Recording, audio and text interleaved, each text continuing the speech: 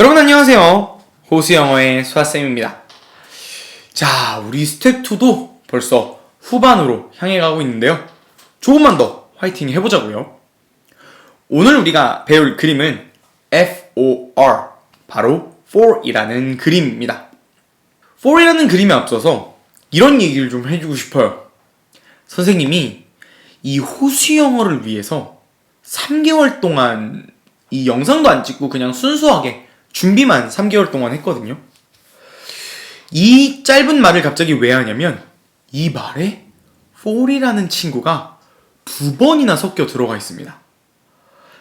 그만큼 이 for이라는 녀석은 굉장히 다양한 사용법을 가지고 있는 아이이기 때문에 우리가 오늘 기초를 잘 다져주지 않으면 나중에 굉장히 혼란스러울 수 있거든요.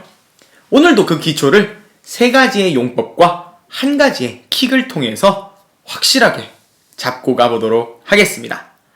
자, for를 통해서 첫 번째, 우리는 뭐뭐하기 위해서 라는 표현을 배워볼 거고요. 두 번째, 뭐뭐행 비행기, 뭐뭐행 기차 라고 할 때 뭐뭐행 이라는 표현 알아볼 겁니다.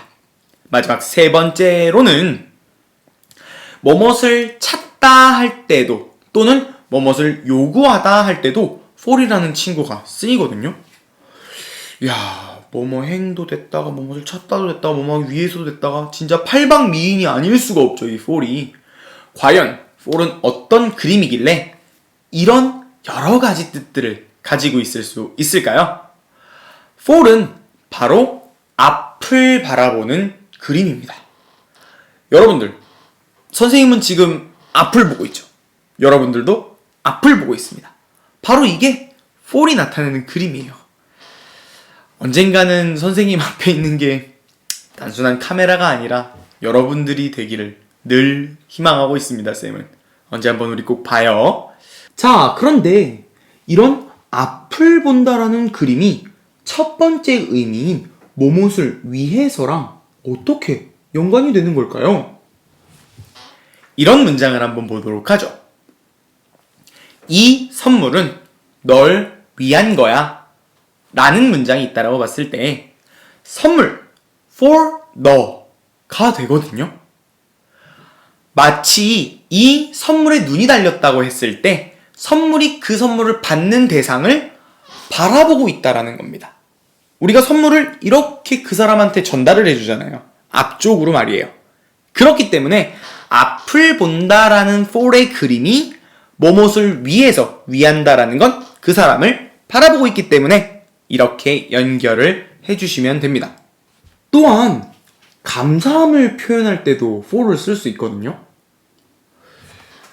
고마워, 너의 도움, 영어로는 이렇게 쓰는데 그때 고마워, for 너의 도움이라고 쓴다라는 겁니다. 말 그대로 하면 나의 고마움이 너의 도움을 보고 있는 거죠.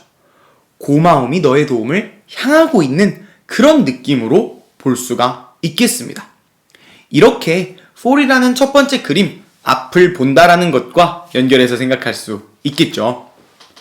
두 번째, 뭐뭐행 비행기, 뭐뭐행 기차라고 표현할 때도 for를 사용하는데요. 마치 뭐뭐행이라고 이야기를 하면 to가 와야 할 것 같습니다. 그런데 이것도 우리가 조금만 한번 생각해 보자고요. 여러분들이 부산행 기차를 타고 부산을 딱 갔다라고 하면 우리는 기본적으로 부산역에 갈 걸 생각합니다. 그런데 만약 그 열차가 해운대에 딱 섰다고 봅시다. 내리고 여러분들은 황당하겠죠. 아니 차장님, 저 왜 해운대에 내려주셨어요? 라고 했을 때 차장님 이렇게 얘기할 수 있습니다. 여기도 부산인데? 뭐 이런 일은 일어나지 않겠지만 일어난다 해도 사실 틀린 말은 아니었던 거죠. 해운대도 부산이니까요. 즉 뭐뭐행 기차라는 건 어느 한 포인트를 가지고 딱 찍고 가는 느낌이 아니라 그 기차가 말 그대로 부산을 바라보고 앞으로 쭉 달리고 있다라는 의미가 되는 겁니다. 비행기랑 비유해서 보면 미국행 비행기라고 했을 때 그 비행기가 미국을 바라보면서 쫙 날아간다 라고 생각하시면 되겠죠. 아, 이래서 for이 뭐뭐 행이구나. 알겠나요? 세 번째, 무엇을 찾거나 무엇을 요구할 때도 for를 쓰는데요. 나는 열쇠를 찾는다 할 때 나는 찾아요 for 열쇠라고 표현합니다. 왜 그럴까요? 여러분들 찾을 때 어떻게 하죠? 이렇게 찾죠? 이렇게 찾습니다. 물론 손을 이렇게 하고 찾진 않지만 말 그대로 내가 찾는 그 물건이 내 눈앞에 나타날 때까지 면밀하고 자세하게 본다라는 거죠.